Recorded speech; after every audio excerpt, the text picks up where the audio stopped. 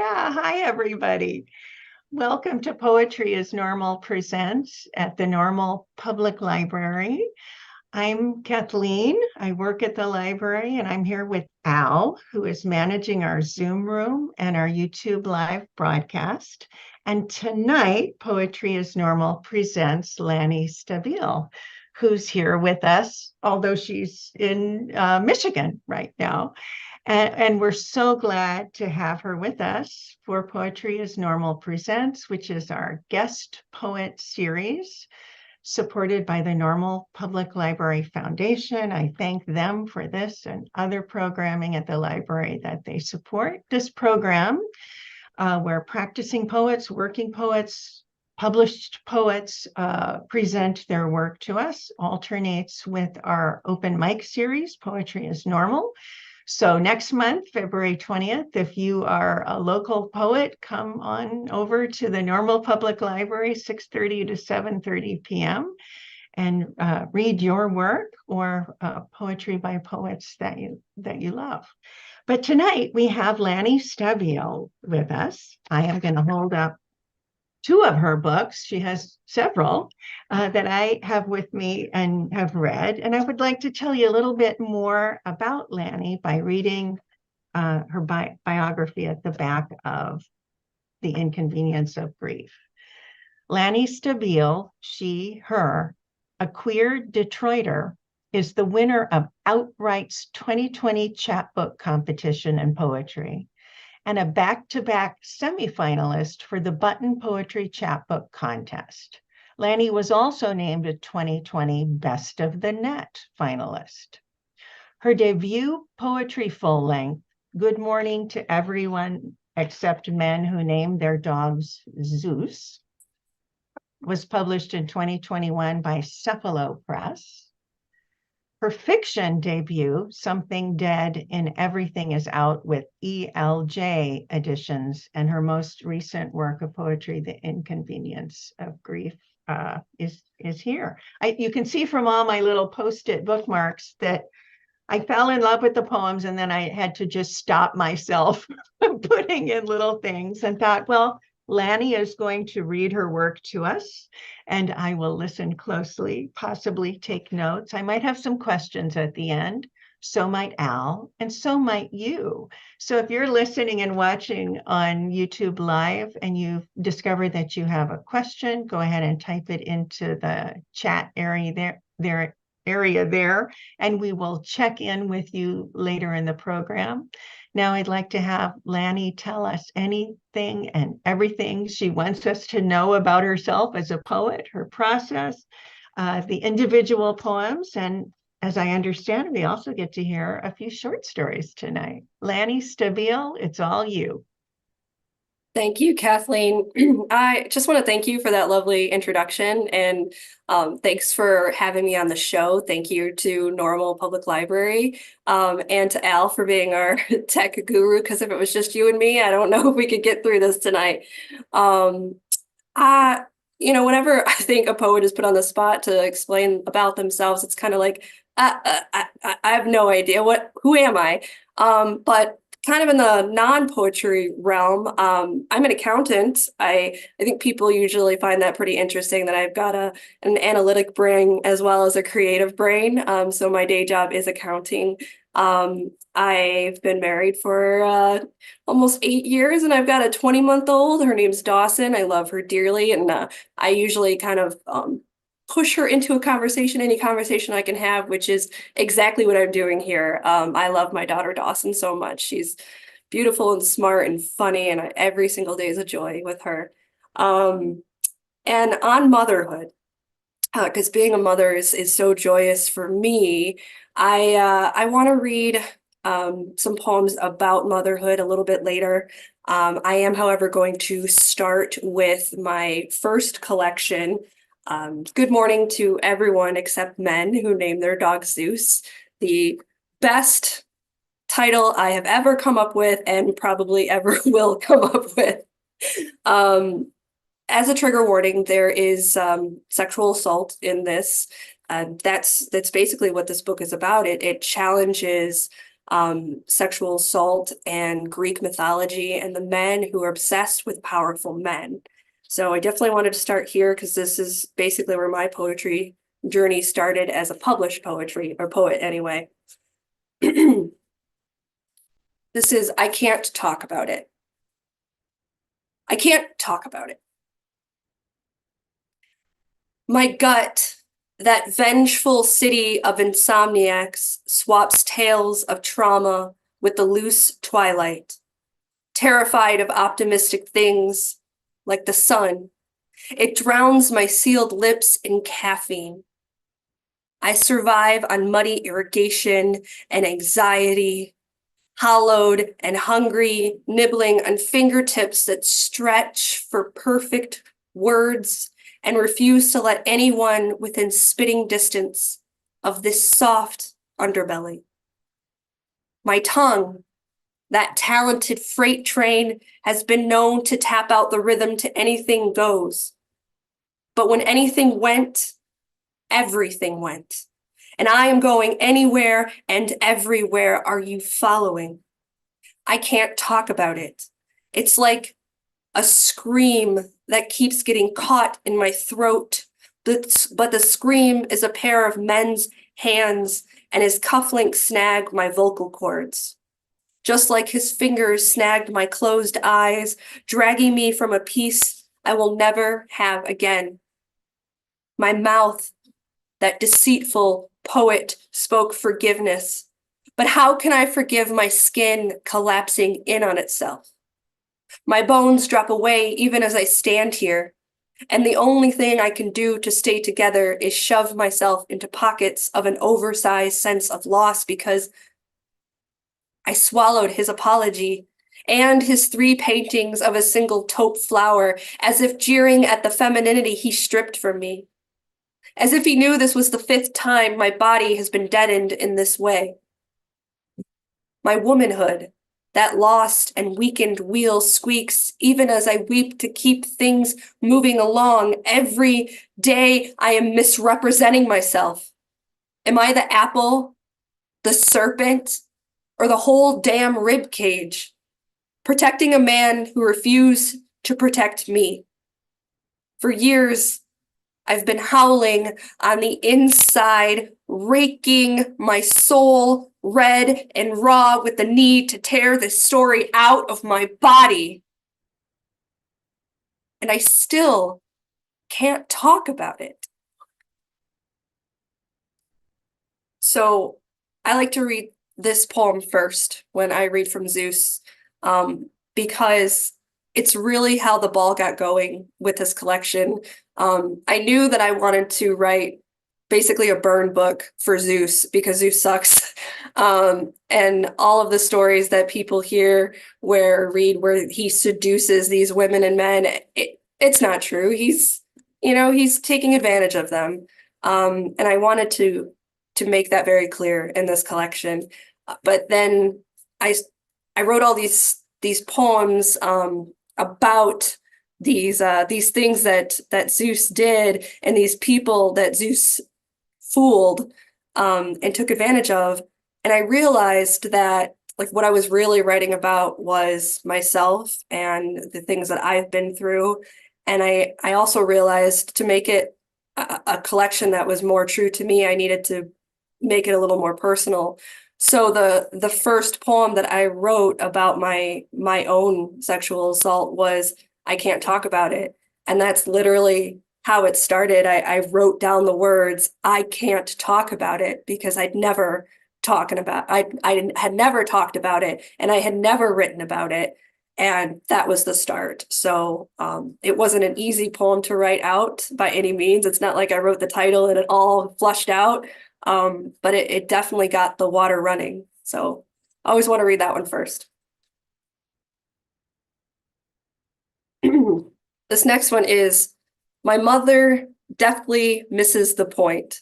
And this is the first mother poem of many mother poems you'll hear tonight. I tell her, Billy stares at me. Billy of the ponytail, of the chatter, of the unpaid rent. Billy, the virtual stranger whom I beg my mother not to invite to Thanksgiving. He may have a lazy eye, she theorizes. Billy, of the eyes I know are blue and alert because of how often I find them across the room and on my ass. I tell her I won't come to dinner if Billy is there. She ignores the ultimatum and asks, "Are you sure you don't mean Tim?"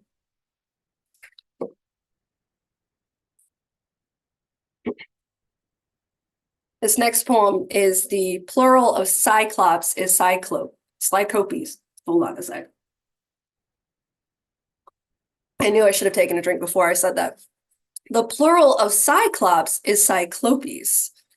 And I titled this poem this way because cyclopes is just a really fun plural of cyclops. So this is the plural of cyclops is cyclopes. A girl can carry her drink to the bathroom, or a friend can guard it within her wool. She can spot and uproot red flags like a row of Washington apples. A girl can call an Uber or substitute water for undiluted wine. A girl can travel in a flock or tuck keys between her knuckles like Hellenistic soldiers. She can even master Krav Maga and the myth of prevention. A girl can occupy a bar stool all night long with a vigilant eye on her glass. And when the safe kit is processed in the morning, police will insist there is nobody to blame. Now that poem is only fun. It's sad, but it's only fun if you know the story of the Cyclops. This next poem has nothing to do with Greek mythology and all to do with the effects of sexual assault. How to define depression. I am a noun. The last 3 movies I've watched depict nature and sexual violence, and I haven't figured out yet that I'm triggered as a motherfucker. Been trying to speak for hours, but my lips are fish, fading in the dirt. My wife holds my head in her lap and snot rivers from one nostril to the thigh of her blue jeans as I hiccup, hiccup, hiccup. It is proof of my vulnerability. It's all right. It's all right, she coos. But I am still afraid of appearing messy. I'm an adjective too. There is something broken. A moment ago, I was laughing. Now I'm a berry bush trying my best not to be poisonous. I think I am not good enough. And the sentence wraps my body like a ring toss again and again until I cannot tell the age of the rot. Sometimes I am even a verb. I splash water on my face like a self-baptizing flower and wipe the weakness away. I can't help but consider it all a waste of time, intimacy, and the exorcism of pain when I could have been doing more productive things, like ridding myself of infected trees, like deforestation, like spray painting a bright red X on my bark.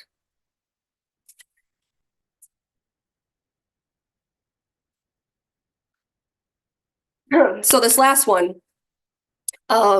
ties in horror movies. And I actually have a new collection coming out. I don't have a drop date yet, but it's called When the Forest Finds You. And it's also about sexual assault because I guess I wasn't quite done writing about that and getting it out and exercising myself. But every single poem is titled after a horror movie trope. So there's like gratuitous violence and obligatory shower scene and jump scare and things like that. And it talks like maintains this conversation about sexual assault and violence on women, which is very heavy in horror. So this is a poem that kind of started that whole new book, really. Slasher flicks are often parables on lifelong healing. If you know it, it references I Still Know What You Did Last Summer, one of my favorite horror movies. I'm sitting on the couch watching a horror movie and eating pad thai with crushed peanuts, even though I am allergic. So what if my throat shrinks when the one thing I really need to talk about is a decade-old event that gets bigger every day? Words tumble in my mouth, clunky and expired like bodies in an industrial dryer. A memory looping.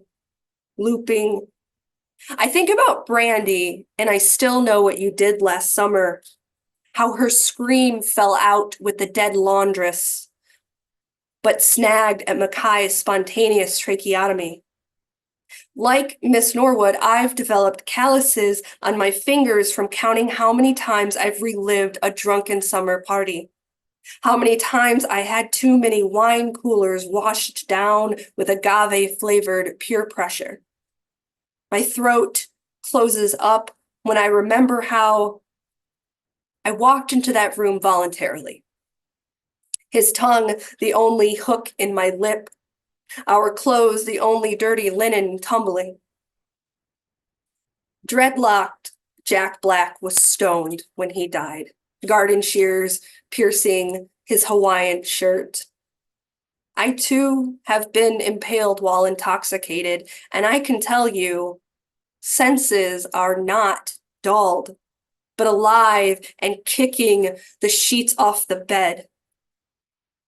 Sometimes your friend is the man in the slicker, holding an ice hook to your trembling body, daring you to move on from the previous summer.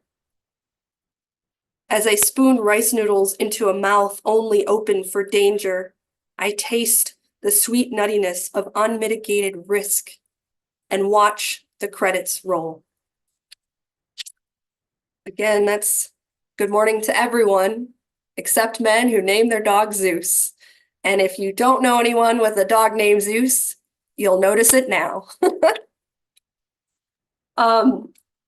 So to kind of, I know it's poetry is normal, and this is a poetry show typically, but I am also a flash fiction writer.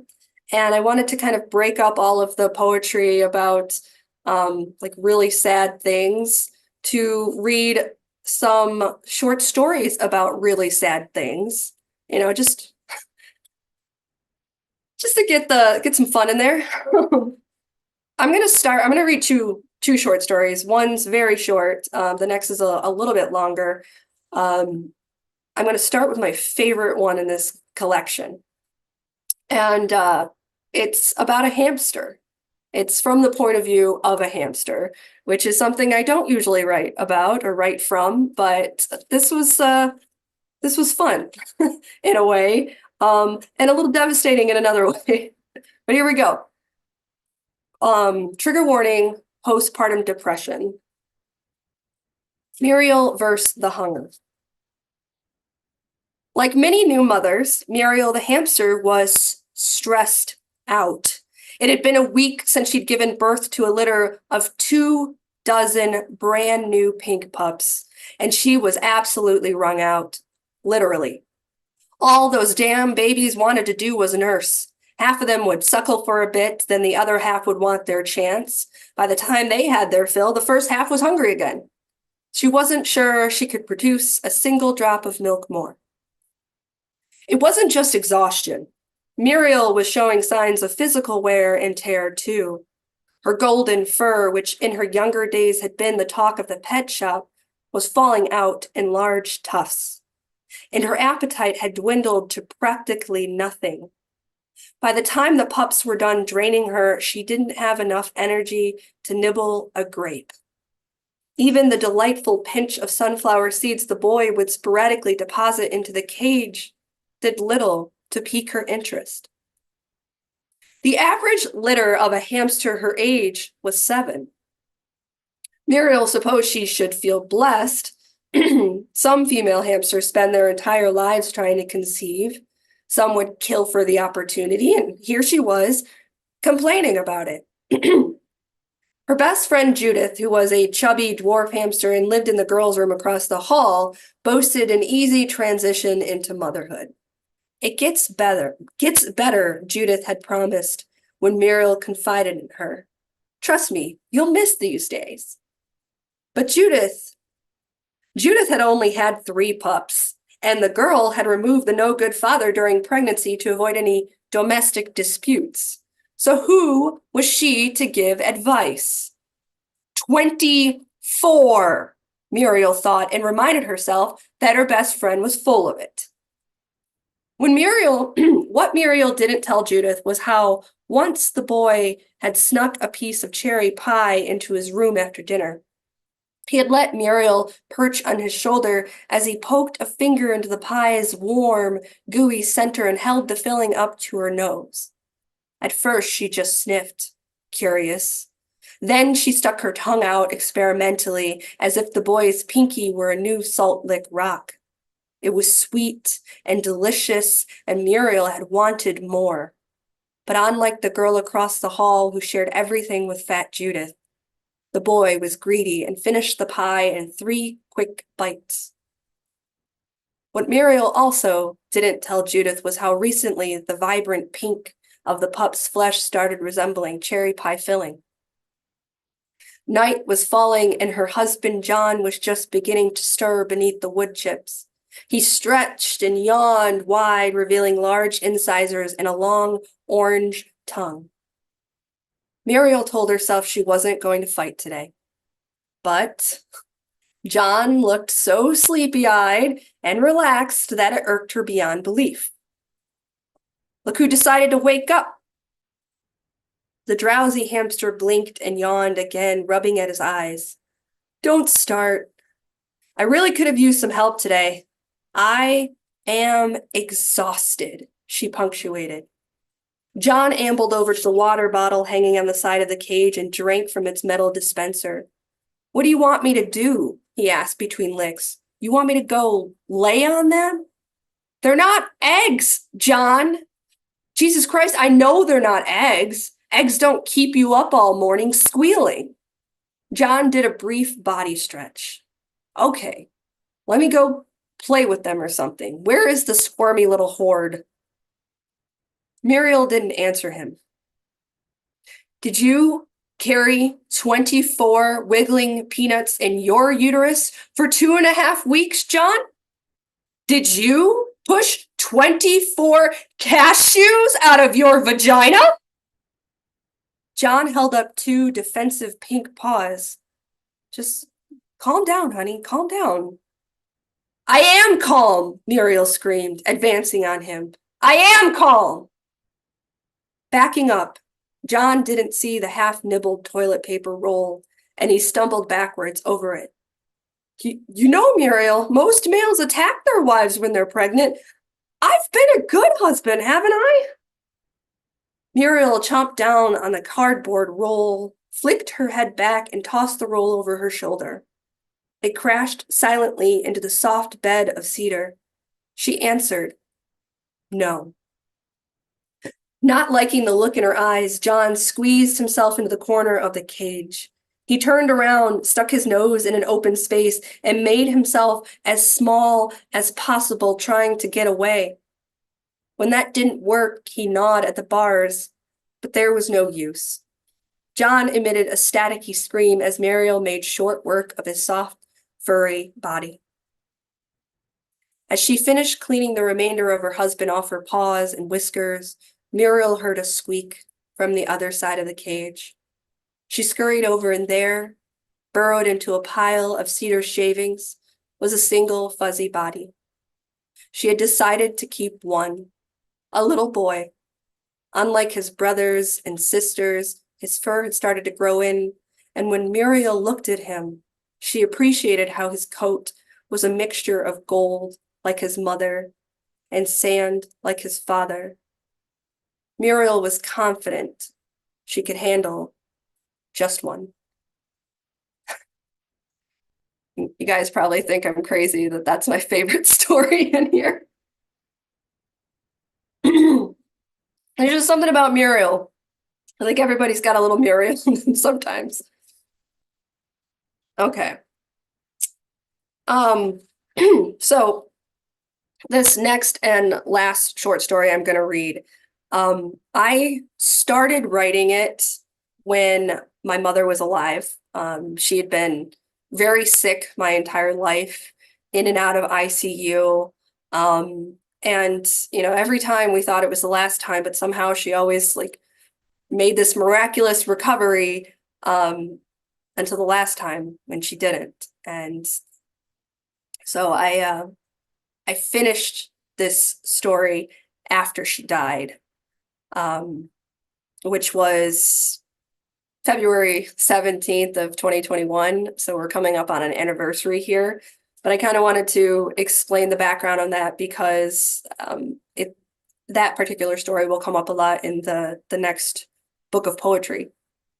But yeah, it's interesting because I did have a different direction that this story was supposed to go in. And then when my mom died, I couldn't write that anymore. And so this is how it came out. This is To Wash and Dry a Vessel. It started with a cheap coffee mug, ceramic, 11 ounces, a standard right-handed mug, though Mama always held it with her left hand, so the company logo faced inward rather than outward. She wanted to look at it.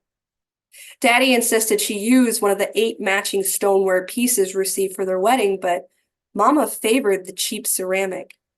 She'd gotten the mug on her first day as a bookkeeper, as a welcome gift. It couldn't have cost the company more than 25 cents, but to Mama, it was worth 2 years of community college and all-night study sessions at the same local 24-hour diner she worked at, because her parents refused to support her education. Besides her bookkeeping certificate, that mug was her most prized possession. Mama would fill it 3/4 of the way with strong black coffee, then top it off with cold water from the tap. Every morning, 6:15 on the dot, she would plop herself at the kitchen table, sipping at the hot, diluted drink held in her left hand while she worked on a Sudoku puzzle with her right. For 30 minutes exactly, she would enjoy her own company. After draining the mug, Mama would gently wash and dry it and replace it in the cupboard, and then she would leave for her 7 o'clock shift. Even when I came along, she refused to give up her half hour. If I woke up early, fussy, and screeching, she would simply ignore the pterodactyl baby in the other room, sip her weakened coffee, and fill in the black and white boxes. If I needed help reaching a banana for my lunch bag, I was left grunting and stretching in the kitchen. If a final essay required early morning triage because of mysterious coffee stains, it was best to reprint and repress. After Daddy left, Mama started simply rinsing out the mug and setting it in the sink for me to wash when I arrived home from school. Although she was only saving herself a minute or two, I think she needed that extra time. For 32 years, this was the only part of her ritual that Mama ever altered. Take care of the things that matter to you, baby, Mama used to say, and the irony would scowl at us from across the kitchen. After the sickness, after her forced retirement to a monthly disability check at a fraction of her prior income, after the management transfer of all household chores and finances from mother to daughter, Mama clung to the ritual, clung to the cheap ceramic. It seemed to be the only thing to get her out of bed each morning. I guess it was a reminder of her independence, hard won and long gone. All through high school, I would go to class, come home, check on Mama, wash the mug, dishes, laundry, etc.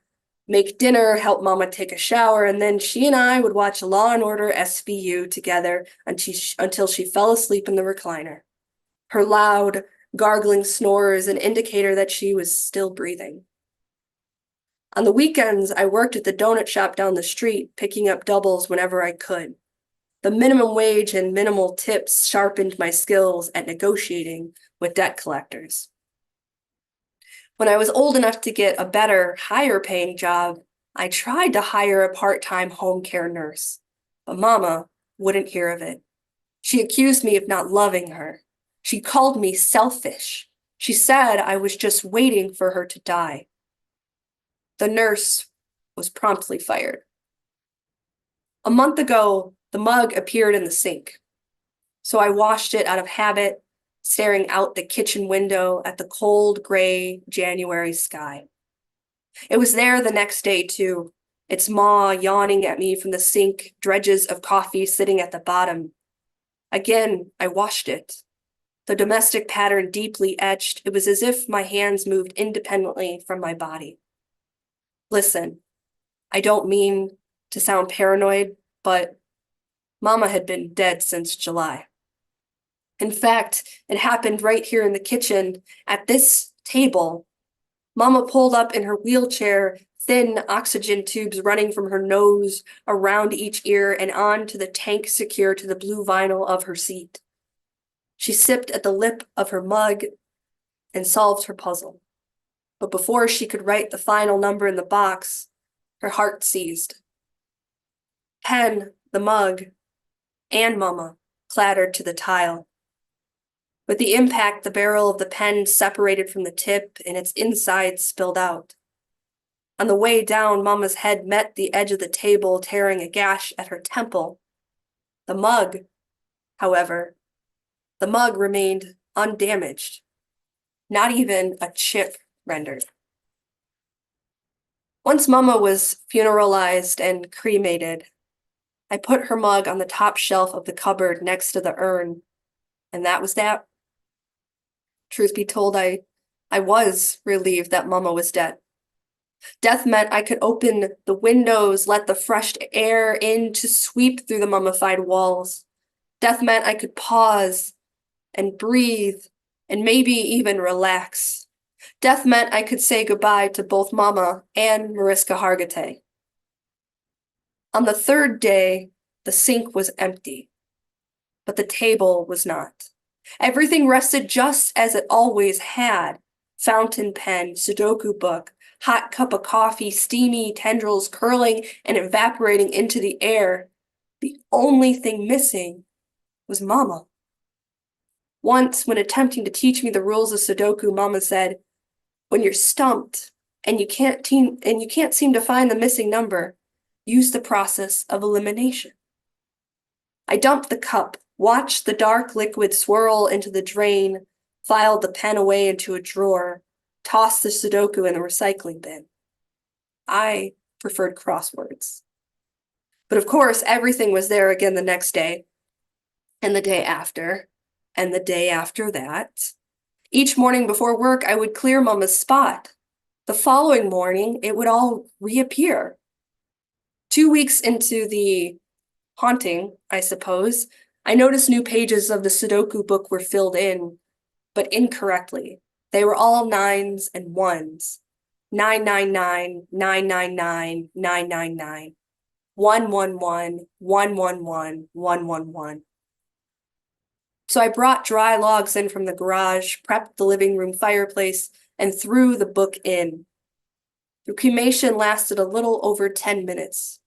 I watched it curl into itself, watched it burn, blacken, and finally flake away, like a life losing meaning. And when it was done, I brushed the remnants into the ash pit. I was late to the office that day. But it didn't work. Of course it didn't. Mama's presence was in the kitchen the very next morning, hovering, presiding over the ritual of self-possession. This time, the pages displayed the numbers in a different order. 911, 911, 911. I ripped every page out of that damn book I could, the mealy papers fluttering around me like an exhausted tornado. When it was empty, I tore the cover in half, fourths, eighths, continuing it until I couldn't fit my fingers on the scraps to tear anymore. I snapped the pen into two unworkable pieces and catapulted them across the room. The mug, I lifted with both hands above my head and with all the force I could muster, spiked it onto the tile. Shards flew in every direction like ceramic scattershot. I could sense it still wasn't enough.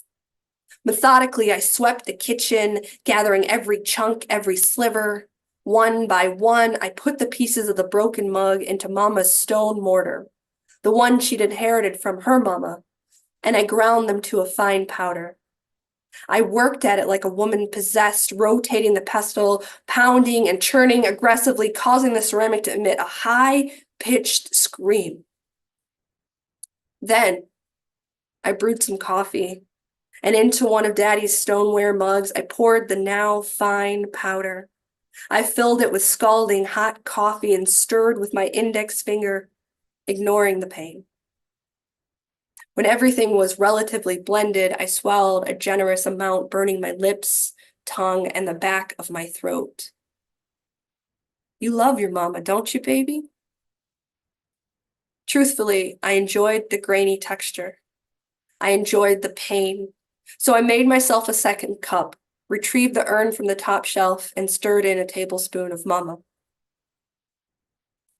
Mama hasn't been back. Tea is the only caffeine allowed in the house these days. When the urn was empty, I made sure to donate the once white Hamilton Beach that over the years became tan and filled me with use. When I'm in line at the grocery store, I look straight ahead. Can't afford my eyes to stray to the Sudoku. It might just break me. It really might. And I would shatter, just like Mama's mug. Just like Mama. But sometimes, when I walk in the kitchen, I can still catch the aroma of strong, black coffee diluted with tap water. I can still see Mama on the floor, her head bleeding, her eyes wide in shock as she gasped weakly for air. Sometimes I wonder if she'd still be alive if I had arrived home on time, instead of stopping by the shop to pick up a new book of crosswords, taking 30 minutes to myself. Thank you.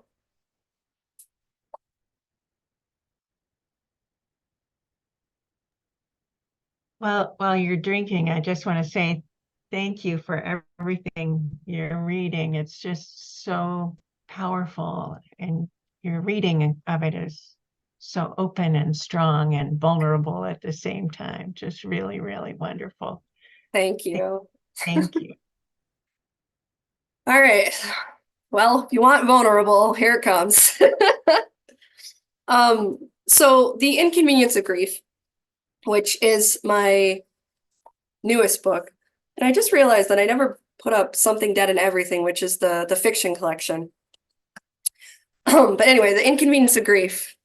It's not all about my mom. The parts that I will read today are, but it's basically about family dysfunction. It's about loss. It's about death, hope.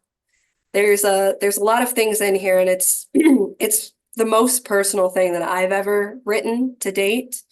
And it's interesting to see how my works have gotten more personal over the years. Like you would think that Zeus is a very personal book, but like looking back on the things I've written since then, it's the least of the three full-length works anyway. And The Inconvenience of Grief, though, not I think a lot of people think that poetry is like 100% truthful, and it's not. Like most poets are working from a different self, and like maybe they're inserting their self into certain poems, but it's not 100% autobiographical. And I can't say that about this book. Like it's probably 97% true. So it's very confessional, and it's very sad. but it's also hopeful. I might cry. But I want to start on a good note. So this is the very first poem in the book, and it's called If You Want to Be a Good Day. If you want to be a good day, be Christmas 2 years ago. An unseasonable 50 degrees, not a wink of snow in sight. Big family stuffed into 2 small living rooms. 8 folding chairs around a 6-foot card table. Bird picked over, potatoes flaking, gravy graying in the old country crock container. A contractor bag of discarded wrapping paper bulging by the front door. Mom's oxygen tank alive and hissing in the corner.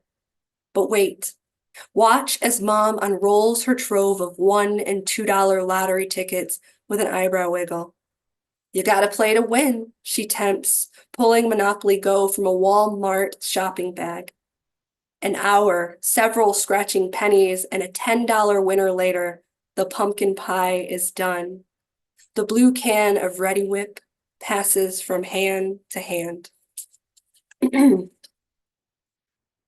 I have a series of poems in here that are the first without her. So it's like the first Christmas, the first Thanksgiving, the first birthday, which is what I want to read tonight. I think it highlights the grief really well.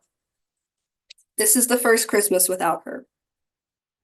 With desperate fingers, I pluck the head out of its socket, which of course solves nothing. Darkness remains in the tree. Why couldn't you last just one more Christmas? This pre-lit frosted fir was meant to make life easier, but a strand gave up. Halfway down the cold steel spine, and I never had a parent teach me about series circuits and the patience to check bulb by bulb by bulb. Frankly, this grief is inconvenient. A light goes out, and still I'm expected to shine. This is the first Thanksgiving without her. We pick at this bird with nimble fingers, pull at the thick skin and meat until there is nothing left. And even when there is nothing, we boil down its flightless spirit for hot broth. This bird came to our table dead and still. We find new ways to destroy it. We lick our lips at all the corpse has to give.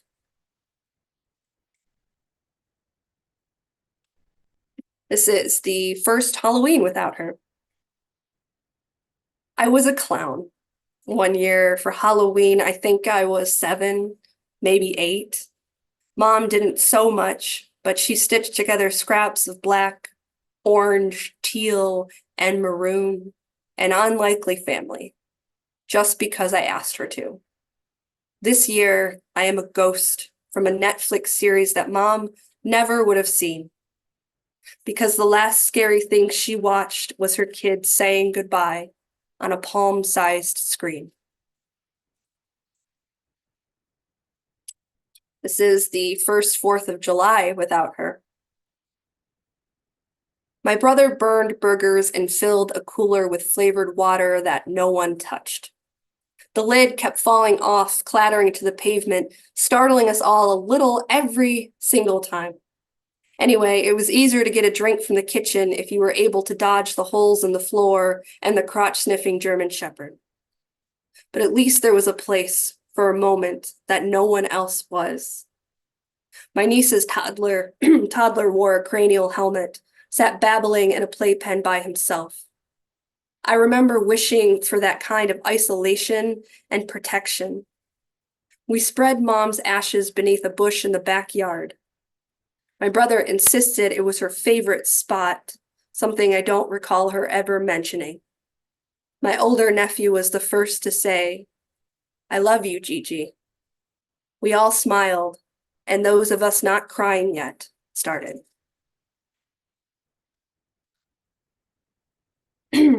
This is the first birthday without her. My friend buys a home safe, and it sits in his living room until he can find the perfect place for it. I say, My mom offered to get me a safe once, nothing as big as yours, just enough room for documents, like birth certificates and the deed to the house. She said it would be for my birthday. But then she died. I say it like a punchline, barely holding back an elbow to his ribs and a hissing badoomch. My friend's eyes are sad when they look at me, and I know he's wondering if I'm okay, or if maybe we need to pass a blunt in the garage and talk about how it's 2 years later and I still can't sleep. I say, "You're allowed to laugh." He does, because he's a good friend, but it's soft and lost. I laugh harder than I probably should.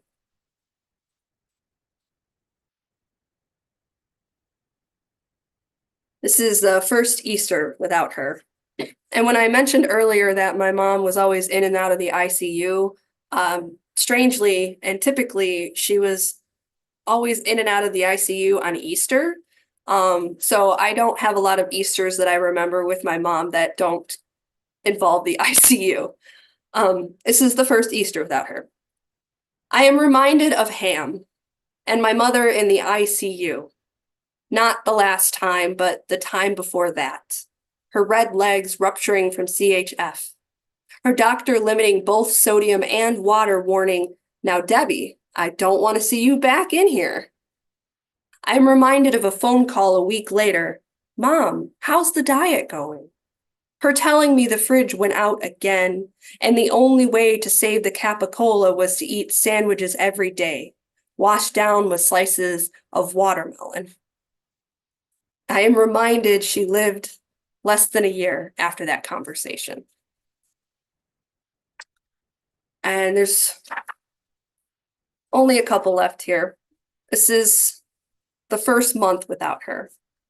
I was the executor of her estate, and it was the hardest 2 years of my life. I don't wish that on anyone. So please, if you are getting your affairs in order, make the executor of your estate someone who's not close to you. The first month without her. No one prepares you for how often you will say, "My mother died," to well-mannered strangers, to close an account, to distract yourself, to erase a debt. How they will say, "I'm sorry for your loss," and you will say, "Thank you for this polite and hollow gift."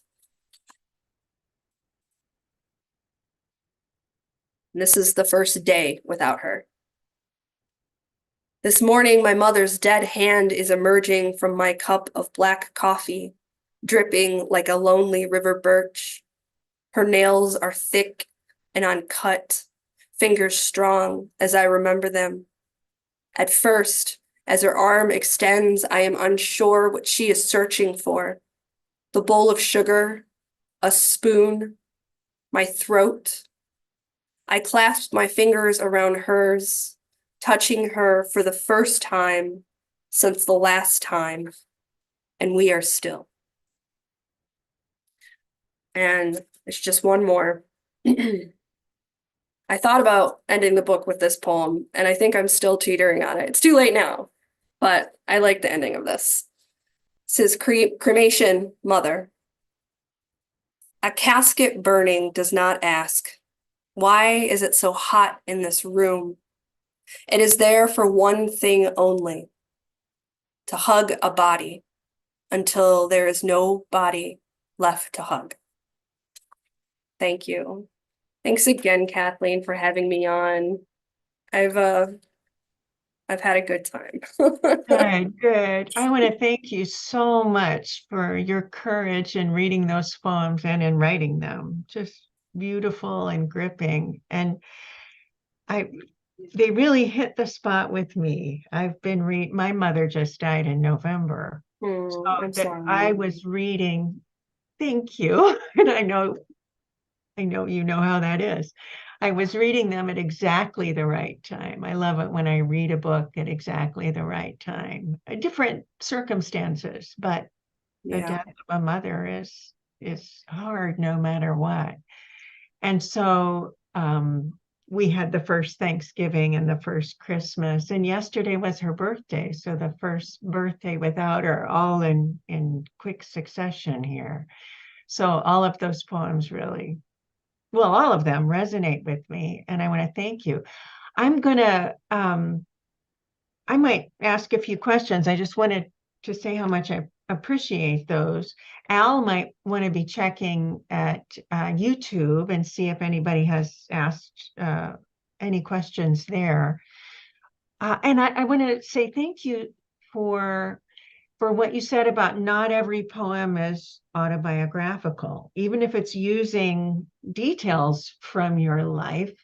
It might not be. And you helped us understand the distinction too between all of the things that you read and letting us know. But these are very 97% true, you 97. said. So yeah, so the courage in that.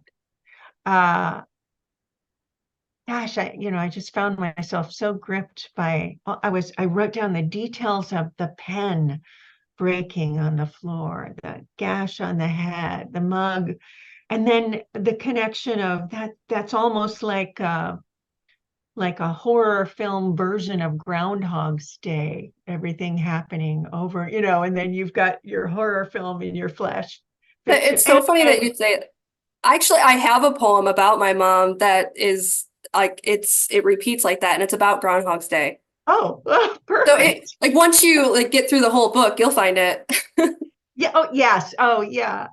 Um, and I've never seen, I know what you did last summer, but it's your poem that makes me now want to see it, see how it resonates with, It's a uh, sequel though. You got to watch the first one. It's I know what you did last summer, and oh, then I still know what you did I last. still know. Oh, Yeah. okay. Well, I'll have to watch too.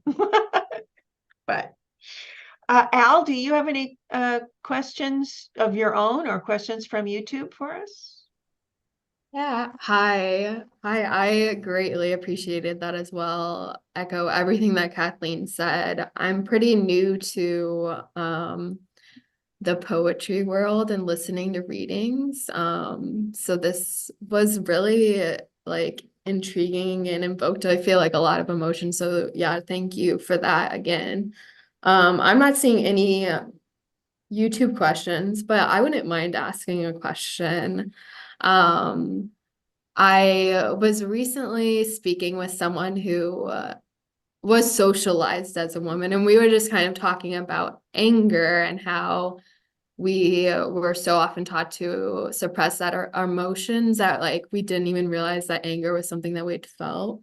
Yeah. And I was kind of curious how if this was something that you are like intentional about in your work, and has like your relationship with anger changed you know, throughout the times of releasing your different works? Yeah, no, that's a great question. There's actually a poem in The Inconvenience of Grief that talks about that as well. Like, it's about me telling my friends that my therapist suggested anger management, and they were like, "Well," and this really happened. They go, "Well, you don't get angry," and it's like there are different kinds of anger management. There's some like where you can't like it just comes out and you're, explosive and you try to control that. You try to manage that anger. And then there's the anger that you don't realize that you're angry and it's just like kind of taking over and it's perhaps manifesting as grief or depression, right? Because you don't know how to get it out and how to express it because that's exactly what happened. I think I've been angry for a very long time about how I've grown up and how my mother didn't keep me safe as a child and how I've been taken advantage of by men. And I guess my mom in a way. And yeah, it took me a lot of therapy to realize that I was even angry and at my mother, like very much so. And then I spent some time building some barriers and then my mom died and I remember getting just I remember getting mad at my therapist, and I told him this. I was like, I know it's totally irrational, but I'm mad at you because you made me realize that I was mad, and I put up these barriers, and I didn't get to spend the time with my mom that she had left. And like nobody knew that was going to happen, but and he's like, thanks for letting me know. I appreciate it. And I think that with Zeus, I was just starting to learn how to harness that anger. As you can tell, those are very angry poems.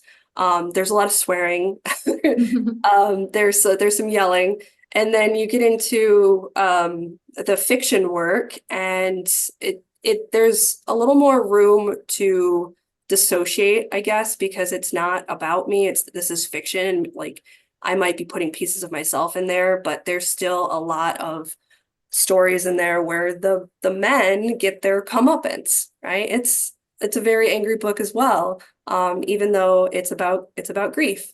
And then I get to the inconvenience of grief, and I think it's just kind of where I've gotten tired, and I'm not as angry anymore. I'm sad, and I miss my mom, and that's why I had to change the ending of that one story, because it started off very angry. And then when my mom died and I realized how much I missed her, I could no longer end it that way. It wasn't right. It didn't feel right to me. And so I had to end it on a softer note. It's still a little harsh, but it's certainly softer. Yeah, thank you for talking through that. I feel like it kind of shows how important it is to, I guess, recognize that anger so that you can move on to other things that you're working through, right? And sometimes naming it gives it the power, or gives you the power to get over it. Yeah, absolutely. Yeah, I love that you started with I can't talk about it, and that was the first time you really started to grapple with that difficult material. And I was realizing again as you were reading it that is what poetry does, expresses the inexpressible in whatever way you find to do it. So I can't talk about it. You one of the ways it appears that you found was also to filter it through mythology and Zeus, and also to tell your own story. And reading these two books in close proximity too, and you've talked about it tonight, of the anger that you might feel toward the men, obviously, but toward your mother for not keeping you safe is side by side with your love for your mother, your grief for your mother. And that's just an amazing mix, just really, really wonderful. And then I'm struck with your capacity for joy, your love of your daughter, and how that's present. You told us about that right away. So I'm glad you can talk about it. It's wonderful, and thank you. Thanks. Yeah, I know I talk about, or I write about, very heavy topics. And I also know that I write through it with a lens of humor. It's just how I am, how I've processed things for as long as I can remember. And I've been told that I'm irreverent as a writer. And, at first that kind of hurt, but then I realized I'm really proud of that. Because I think the people who get it, and the people who don't call me irreverent. So, but yeah, like I am a very joyful person, and I'm a joyful person that's been through some tough stuff. Yeah. Yeah. I love that irreverence. I'd say, keep that. Yeah. That that's definitely wonderful. Well, I want to thank you so much, Lannie, and thank you, Al. I thank all of you who listened tonight. And I look forward to reading more of your work. Al, there's another copy of this at the library, and I will return this one soon. so you and everybody else can read it. So, Lannie Stabile, thank you so much. Thank you. Good night,